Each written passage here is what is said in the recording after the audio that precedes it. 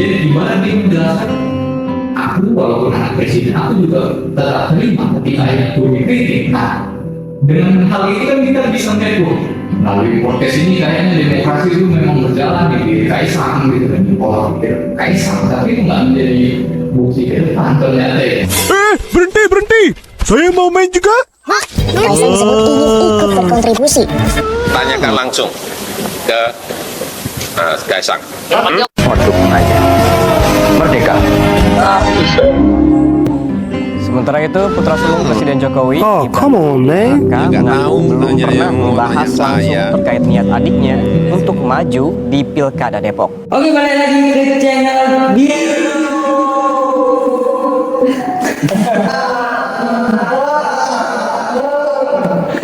Gas lagi.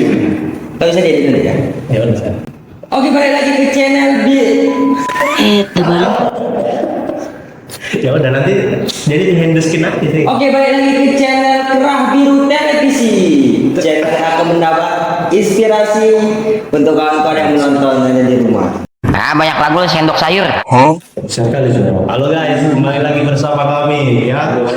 Ini konten premier sih ya. Pertama kali kami menampakkan muka. Jadi ini adalah konten pertama kali ya, perdana kami secara apa ini? On cam ya, on cam. Artinya di sini kami sudah siap ini untuk membahas yang benar-benar fenomenal, kontroversial gitu kan, dan viral gitu ya. Salam jari cincinnya mana? Salam jari cincin. Tema kita hari ini apa?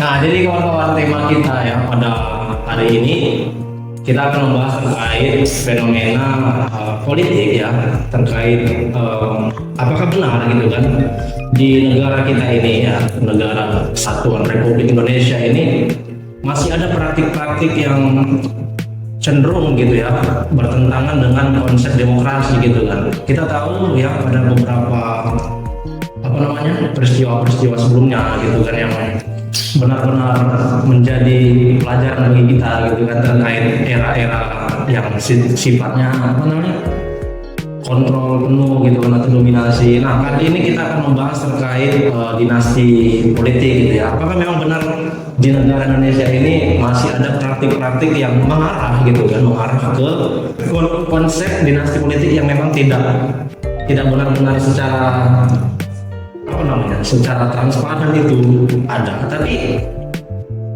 kalau dari apa namanya badan literatur ya kan, dinasti politik itu ada gitu. Coba ada dulu. Ada Enggak ada. oke kawan-kawan. Jadi itulah tadi ya kan seputar basa-basi dari kita. Nah, jadi kawan-kawan, khusus di tema atau topik kita kali ini, kawan-kawan juga sebenarnya sebelumnya pasti melihat gitu kan berita-berita ya kan yang berkembang dari media-media gitu kan, bahwa di era yang digital saat ini kita pertama mudah memperoleh informasi, dan tentunya ya kita sebagai pengguna media sosial pasti akan memfilter terkait berita yang terus hadir ya kan, mengabarkan terkait seputar informasi politik gitu. Nah, kalau kita berangkat dari tema politik kita, dinasti politik tadi, apakah kawan-kawan juga sepakat gitu kan kalau akhir-akhir ini gitu kan, khususnya di era pemerintahan Pak Jokowi Widodo gitu kan, selaku presiden 2 periode kita ya gitu. Nah, kalau kawan-kawan punya tanggapan sebelumnya kita bahas tipis-tipis. Oke. So ya. Oke.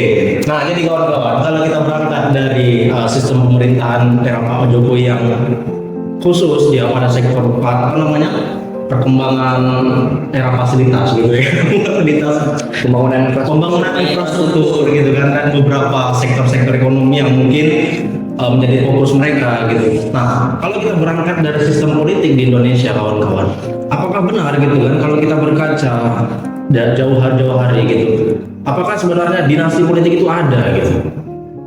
Kita sempat juga berpikir kalau kita berangkat secara teoritis, dinasti politik itu tentu ya dari konsep demokrasi yang ada di Indonesia ini itu masih dikatakan belum tepat gitu kan adanya dinasti politik. Betul nggak kira-kira teman-teman? Dan memang selain tidak tepat kan kita sudah ada di fase-fase transisi dari era kerajaan gitu kan. Dan gue pikir era kerajaan udah cukup lama kita lampaui itu, tapi dengan gaya modernisasi sekarang malah balik lagi ya era-era dinasti itu.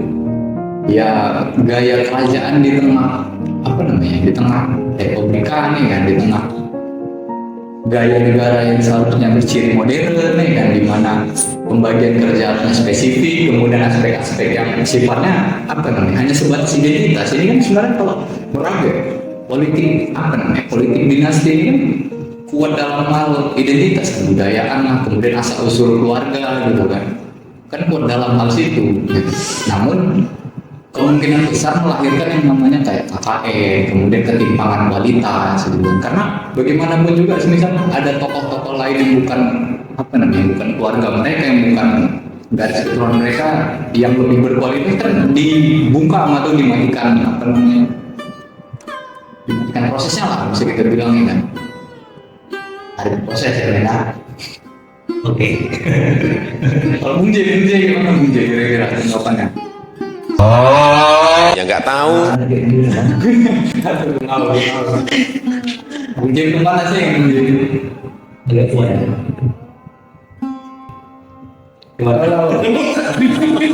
Panas. Oke, belum panas ya kawan-kawan. Tapi memang dampak kayak yang dibilang Bung Amit saya juga. Memang potensi individu lah, para individu yang unggul mungkin untuk menduduki menduduki posisi strategis di pemerintahan itu. Memang dia dibatasi karena adanya dinasti politik ini tadi ya kan. Kita bisa ini bukan menyinggung secara personal, kita bisa melihat beberapa tokoh-tokoh lah, beberapa figur yang dicalonkan melalui yang juga latar belakang yang sama dengan hari ini ya kan, PDIP ya mungkin dari bendera yang sama, garis keturunan keluarga ya kan, mungkin dia menantu atau iya kan mungkin lain ya, iya dan yang lainnya.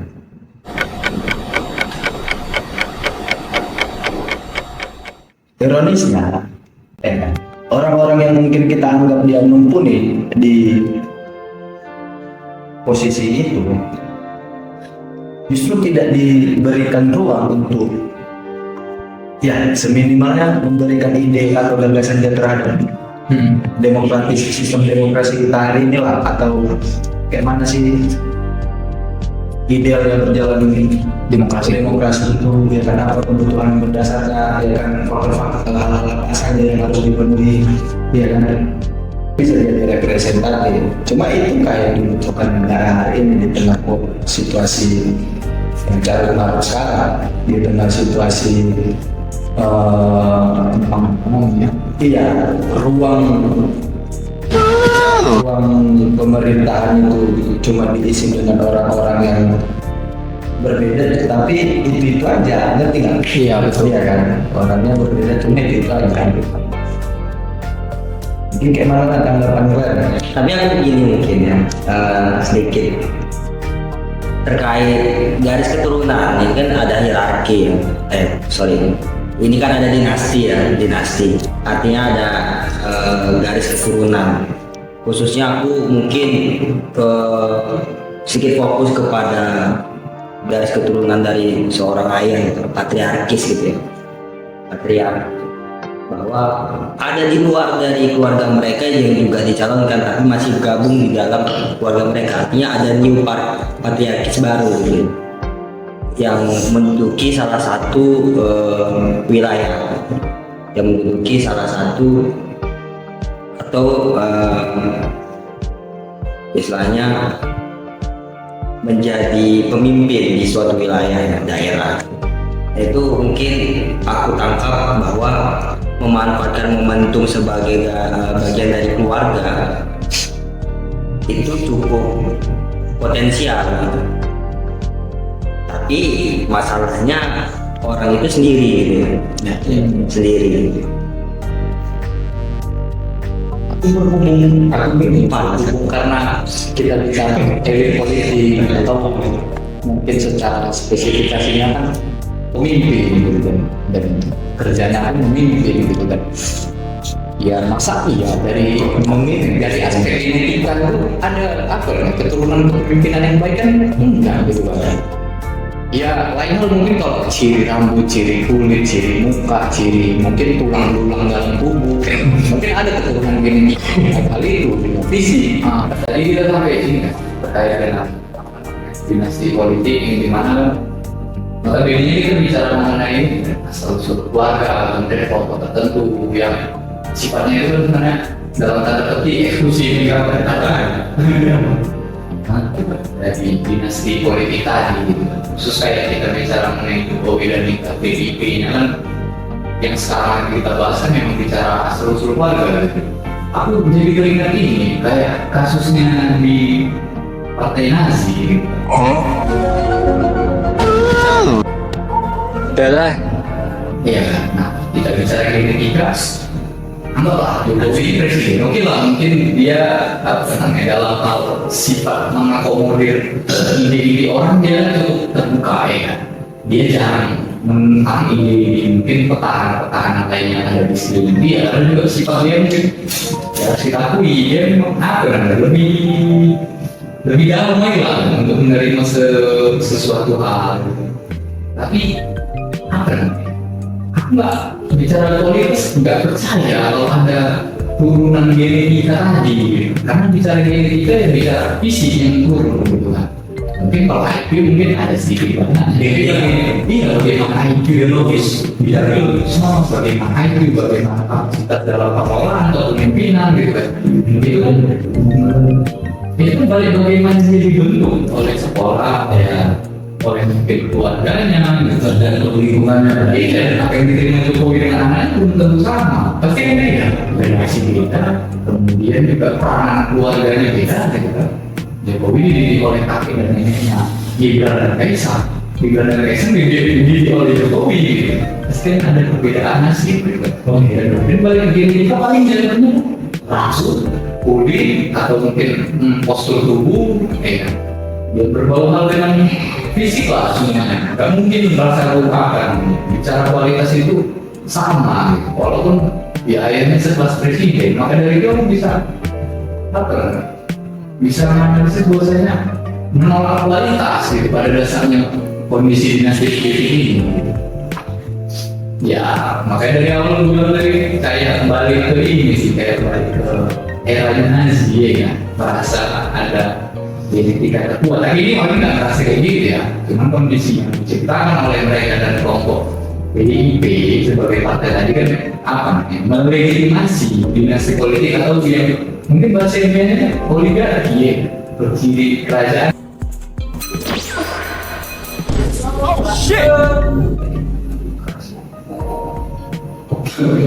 Oke. Baiklah kawan-kawan, jadi ya kan.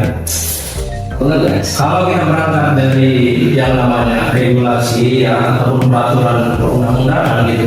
Nah, bicara terkait dinasti politik ya pada tema kali ini, tentu tidak lepas dari yang namanya peraturan ya perundang-undangan dari pasal 7 kalau pasal itu ya, pasal 7 huruf R tahun 2015 yang dimana itu perundang-undangan terkait pilkada.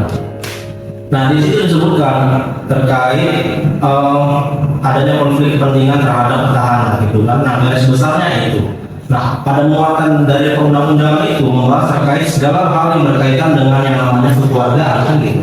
Bagi anak, ibu, bibi, apa ya, anak tiri lah, apapun yang berkaitan dengan yang namanya famili gitu atau keluargaan. Nah, itu telah dihapuskan oleh Mahkamah Konstitusi gitu kan. Tapi bohong.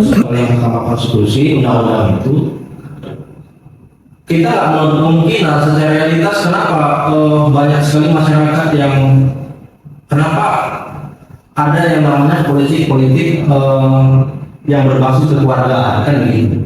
Nah, semisal kalau kita berangkat saja dari era pemerintahan Pak Jokowi Widodo gitu kan, ya kita menutup kemungkinan gitu dan bahwa data juga membuktikan yang pertama secara kekeluargaan banyak keluarga dari Pak Jokowi Widodo itu yang terlibat di partai politik ataupun terlibat di pemerintahan gitu kan. Ya kita berangkat dari anak Pak Jokowi saja itu kan Gibran Rakabumi yang ikut seluruh partisipasi dalam politik yang sifatnya eksklusif, yang sifatnya eksekutif gitu kan, berbasis pemerintahan di daerah apa di Bumi Solo ya, wali kota Solo gitu kan, sebagai wali kota. Nah kemudian pada waktu yang bersamaan juga menantu dari Pak Jokowi gitu kan, Bobi Afif Nasution ya kan, menantunya juga mengikuti pilkada serentak di tahun 2021 ya kalau nggak salah, itu mereka secara bersama dilantik di bulan Februari, kalau nggak salah itu tanggal 26 Februari. Nah, tentang pelantikan, itu yang tidak kita ketahui bisa jadi, tapi itu kan fakta gitu, bahwa yang namanya politik juga hak setiap orang kan begitu. Setiap orang memiliki hak politik, yang namanya negara demokrasi tidak membatasi siapapun memiliki apa namanya peluang gitu kan, kesempatan yang sama untuk berkontribusi di ruang-ruang pemerintahan ya gitu ya. Nah, tapi kawan-kawan kalau kita lihat dari Enggak, kalau saya pengangguran saya ngikut bapak saya terus, saya kan kerja. Kemarin kan di apa itu, di salah satu media itu saya dikatain apa, anak haram toh, karena nggak pernah ikut kampanye. Enggak, kalian ke Solo, kalian lihat aktivitas saya kayak apa. Orang sibuk, orang punya pekerjaan. Pagi sampai pagi, lo bener ini, saya ini pagi sampai pagi kerjanya. Oke, sekian. keluarga Pak Jokowi kan keluarga entrepreneur gitu. Iya, bisnis dan memiliki 13 bisnis yang telah ia jalankan. Sebenarnya, hal serupa juga terjadi pada kakaknya, Gibran Rakabuming Raka. Ia dulu sempat mengutarakan bahwa ia hanya ingin menekuni bisnis yang telah ia rintis tanpa berpikir ingin terjun ke dunia politik. Saat itu, ia mengungkapkan ingin menekuni pekerjaan yang nyaman baginya.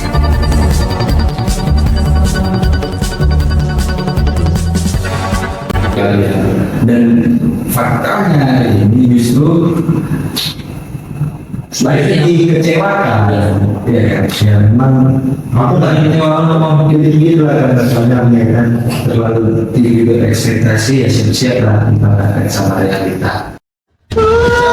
Bukan itu yang ditawarkan dan dijanjikan. Iya. Gibran menduga bahwa ketertarikan Kaisang terjun ke politik muncul setelah melihat pembangunan di Solo.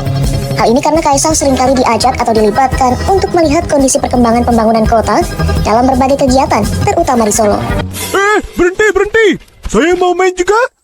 Kaisang disebut ingin ikut berkontribusi. Sebenarnya yang menjadi pengamatan dari banyak istilahnya civil society kan itu yang melek terhadap digital, informasi.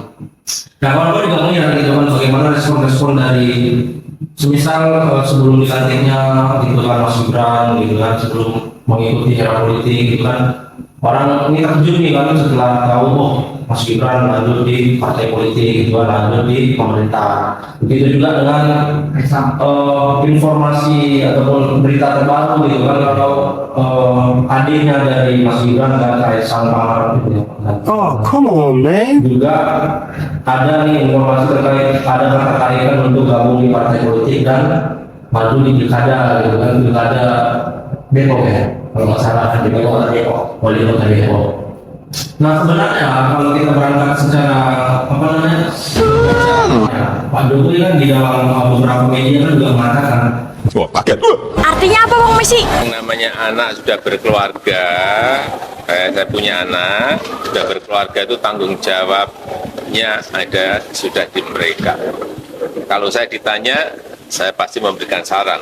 Tapi kalau saya ditanya, saya nggak memberikan saran. Tanyakan langsung ke Kaisang. Pak Jokowi Masih restu nggak, Pak? Hah? Udah direstui nggak, Pak? masih Pak. Tugasnya orang tua itu merestui dan mendoakan. Mohon dukungannya. Merdeka. Artinya sama sekali dari Pak Jokowi, kita anggap Pak Jokowi selalu petahana kan gitu. Nah, berangkat dari undang-undang yang sebelumnya juga, kalau kita berangkat dari konsep dinasti politik gitu kan, bahwa praktik dari dinasti politik ini kan adanya statement kan gitu. Artinya semisal kalau kita berangkat bahwa yang terjadi hari ini adalah dinasti politik, semisal Pak Jokowi mengatakan gitu kan, selanjutnya nanti kan keluarga-keluarganya untuk melanjutkan gitu kan di pemerintahan gitu kan.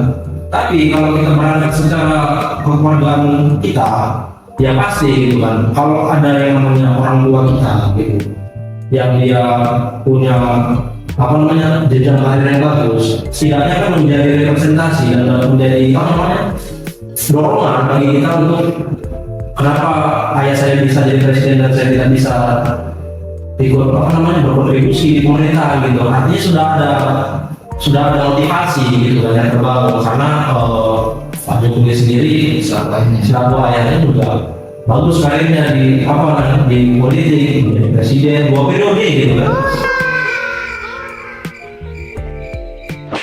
Apakah dengan hadirnya fenomena maraknya gitu kan figur, kita bisa bilang figur bang, baik itu dari anak presiden kah, baik itu dari anak ketua DPRD kah, atau anak dari pejabat publik lainnya gitu.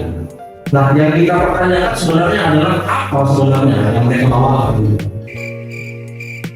Maksudnya apa? Apa sih maksudnya visi motivasi atau hal-hal yang apa namanya jadikan gitu kan yang mereka tawarkan kepada masyarakat untuk memilih dia gitu kan. Karena pada dasarnya konsep demokrasi kan konsep yang mereka itu yang diperintah kan gitu. Dia diperintah oleh yang namanya kedaulatan rakyat tertinggi itu adalah kita yang memilih kan gitu. Karena pada dasarnya ya dia dipilih gitu kan, setiap orang yang berada di lembaga-lembaga tidak politika gitu kan, khususnya legislatif dan eksekutif, artinya kan tidak lepas dari yang namanya peran ya semua civil society gitu kan, bukan hanya dari partai politik dan lembaga survei kan gitu.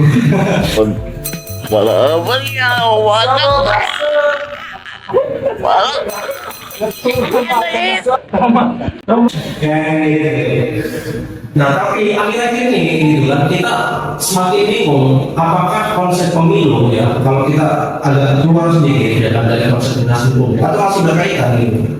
Nah, aku secara pribadi masih belum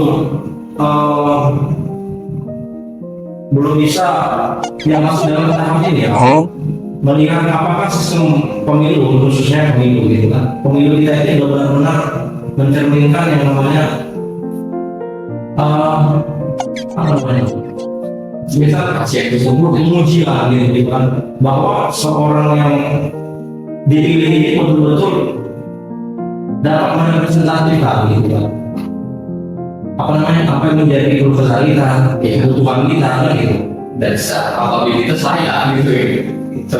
Iya, secara kapabilitas saya gitu kan, menginterpretasikan antara demokrasi dan kepemimpinan. Seharusnya demokrasi dan kepemimpinan itu seorang presiden itu akan mampu melahirkan pemimpin baru, tapi bukan dari latar belakang yang sedang dengan dia, tapi orang yang berbeda. Artinya siapapun apapun di balik dari demokrasi ataupun orang yang diperintah atau yang memerintahkan dia, artinya jangan dari garis keturunan dia atau keluarga dia. Kalau kita tarik dari garis demokrasi, seharusnya ada orang baru gitu. Misalnya dia sebagai petahana presiden, kemudian di beberapa wilayah ditempatkan keturunannya gitu. Harusnya kan secara kemungkinan gagal, karena gagal melahirkan pemimpin baru, kemudian pemimpin yang dilahirkan malah dari garis keturunannya. Dan itu secara demokrasi kan salah gitu kan. Dan aku menganggap seperti itu. Jadi maksudnya krisis kepemimpinan. Dan kalau itu kita kayak atlet ya. harusnya bukan lahir dari keturunannya atau bukan dari keluarganya.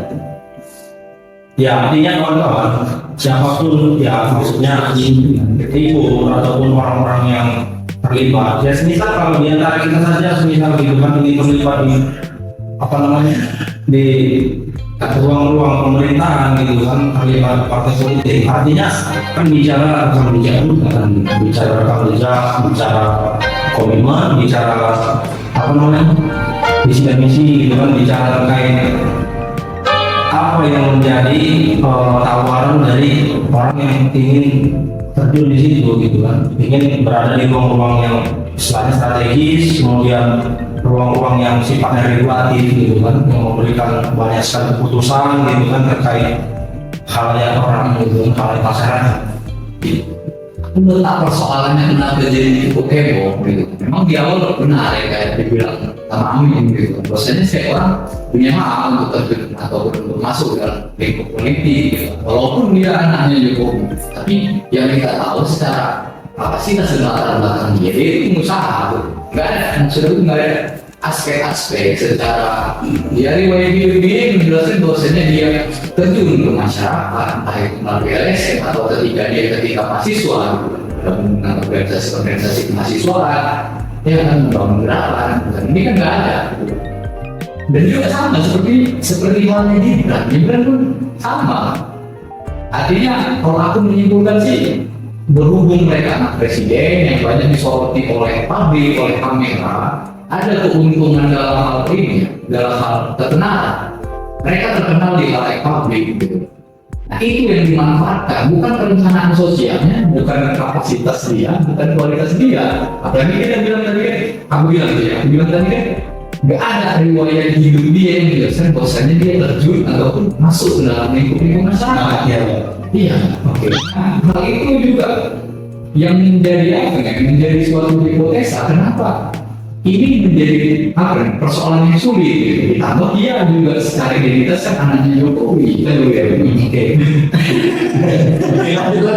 Dan juga kayak seperti tadi. Ini kita partai ya. Partai ya PDIP lah kita dengar itu gitu kan. Yang menjual-jual nama Soekarno sebagai ayahnya dari pendiri partai tersebut, moncong putih, warna batanya hitam, logonya merah ya, PDIP. Mereka menjual aspek-aspek yang dia mungkin berciri nasionalisme, berciri semangat 45, bagaimana cita-cita revolusi pada waktu itu. Yang buktikan betul-betul ini sih, betul-betul demokratis, memperjuangkan bagaimana asasi manusia dalam segala aspek, ekonomi, politik, sosial, segala hal gitu. Tapi mereka dengan sengaja gitu, dengan mereka memanfaatkan identitas satu orang tadi, artinya kan mereka sebenarnya secara sengaja melegitimasi dinasti politik itu, ya nggak sih? Harusnya kan di tingkat KPK tadi bisa menyeleksi gitu, sebelum masuk ke kontestasi pemilu. Anak-anakku, ayo jangan mager, jangan baper. Indonesia itu perlu energimu, bangsamu perlu kreativitasmu. Jadi yang utama sebenarnya dari Bung Said ini ya.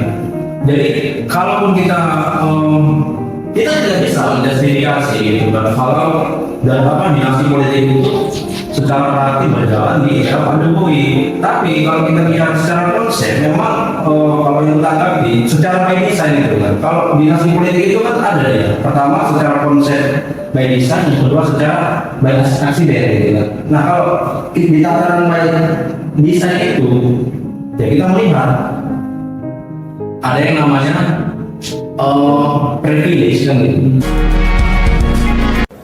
We have seen proliferation of fake news, rising tension and polarization in the society in some parts of the world. Tú eres el mejor arquero del mundo. Artinya apa Bang Messi? Ente goalkeeper yang paling baik di dunia.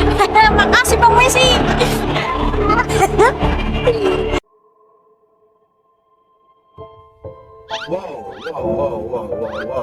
Whoa, hey.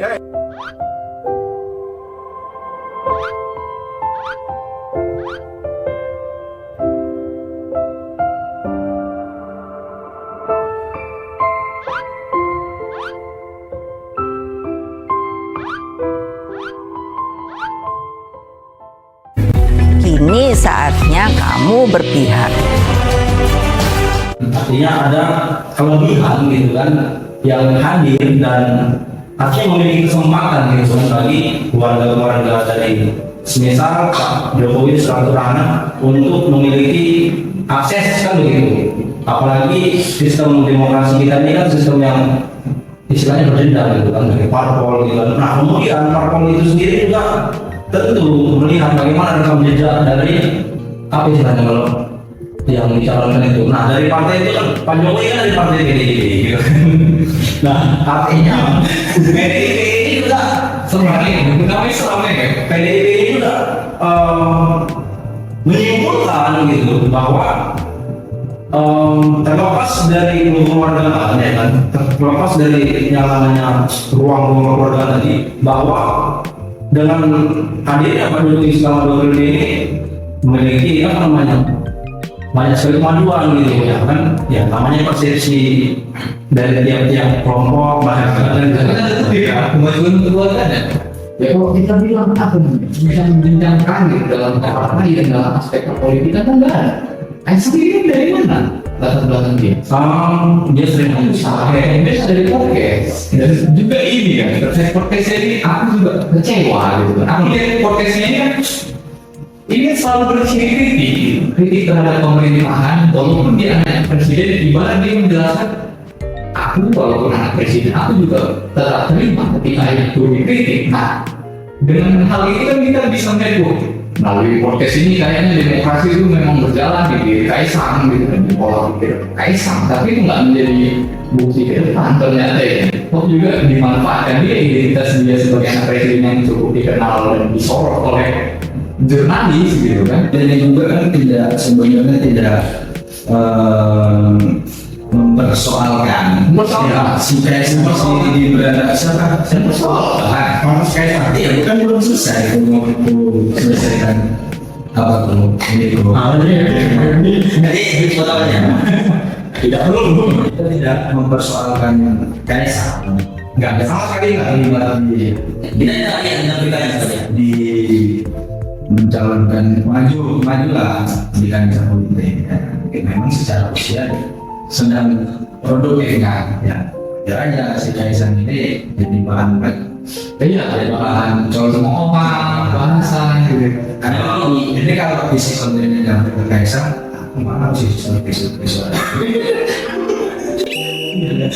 kalau bisa kalau belajar terkait aku bilang mau survei ini sebenarnya dari awal kita saya semua tidak ada udah berusaha ngikut lah sama mamaku manggil lah ada nih kawan-kawan ya sebenarnya banyak ruang kita terlibat di untuk kontribusi di pemerintahan itu buat masuk salah satunya termasuk civil society mana harus kita jaga gitu kan. Nah ya di awal kita sudah bilang kami tidak membatasi ya walaupun dia anak Jokowi selain dia berkapabilitas berkapasitas nggak masalah gitu itu lebih bagus ya kan.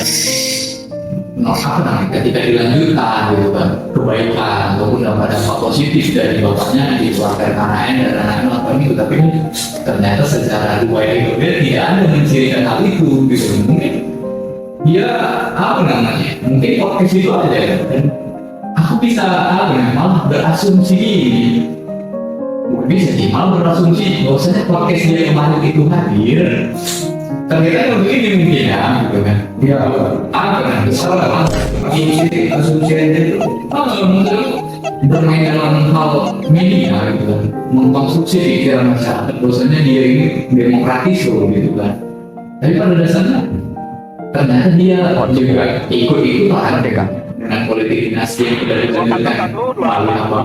Aman nggak teman-teman? Aman nggak? Aku mau pindah lah. Ajak kita Polda yang datang.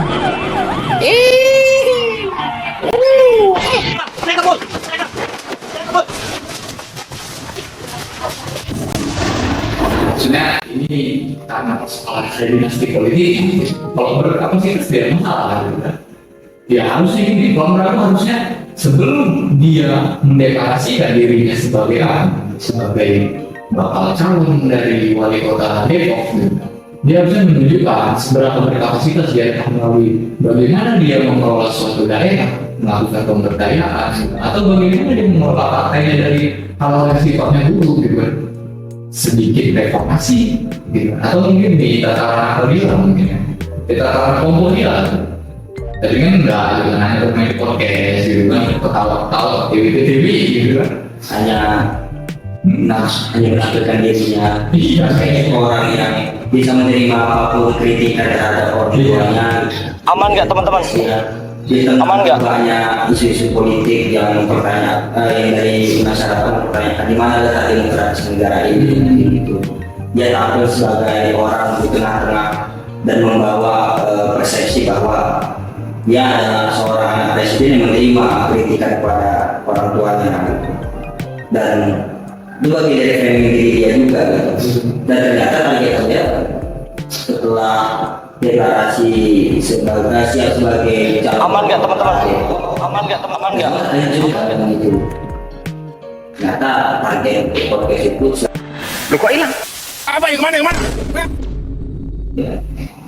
Tapi juga ianya ekologi kalau dari realitasnya maksudnya apa sih kelompok-kelompok seperti ini yang mungkin berpikir ada di posisi yang memiliki modal sosial kemudian modal jabatan ini mereka enak untuk mengkonstruksi sosial, mengkonstruksi realitas.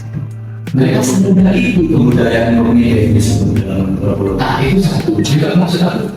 Mereka bisa menentukan sesuka hatinya bagaimana kenyataan ini diawali dengan berprotes seolah mengkritik ayahnya sendiri ataupun menampung kritik pada akhirnya sesuka hatinya juga bermain dalam hal dinasti politik itu gitu kan. ada pertanyaan apakah podcast itu bakal jalan lagi? Jadi agak menurun lah ya, tapi ya namanya Mas Kaisang ya kan, walaupun nanti bakal lolos masuk di ruang-ruang pemerintahan baca 20 filsafat tetap dijaga podcastnya sebagai ruang baru bisa ikut lagi dengan kepemimpinan. Wah ya di salah satu organisasi ya. Dan juga mungkin di KPU-nya sendiri harus secara tegas menekan tokat aja gitu kan, lembaga-lembaga yang sifatnya sebagai representatif rakyat gitu. Untuk saat ini walaupun kita tahu tidak produktif dan justru dampaknya negatif gitu kan, partai ini harus bisa menekan bagaimana penyeleksian ataupun kaderisasi dari partai gitu kan, untuk melahirkan sosok-sosok itu. KPU-nya bermain kira-kira ya sampai di sini obrolan santai kami. Gimana kalau kira-kira ini satu-satu dari kita nyampaikan visi dan misi seolah kita berimajinasi lah, seolah kita di kota Depok kok belum bisa bang ya mas, mulai dari tahun 2 ada ya gimana kira-kira misal ada debat kandidat atau terus misal di pertahanan. Kenapa Anda ingin mencalonkan diri sebagai kandidat wali kota Depok sebagai satu negara, salah satu kota di negeri Anda? Salam, Om Swastiastu, Namo Buddhaya, Assalamualaikum. Pikiran untuk Mas Manas jadi kayak sempat dulu pikir mendengar ini, mendengar kritik ini. Ya, oke, bagi perkawilannya di channel ini mungkin kalau baru lulus kenal enggak aku udah belajar udah ya. Oke, untuk kawan-kawan semuanya jangan lupa tonton terus channel Terakhir Televisi, jangan lupa subscribe dan hidupkan loncengnya supaya kawan-kawan tahu. Terus ini serius kawan. Kami juga mau berupaya membangun usaha ekonomi mandiri. Ya, kayak jual baju memang murah.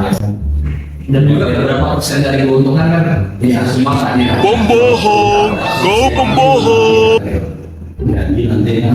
Dan juga kami membutuhkan kritik dan saran juga gitu kan. Contoh kaosnya kan pertahanan biru gitu.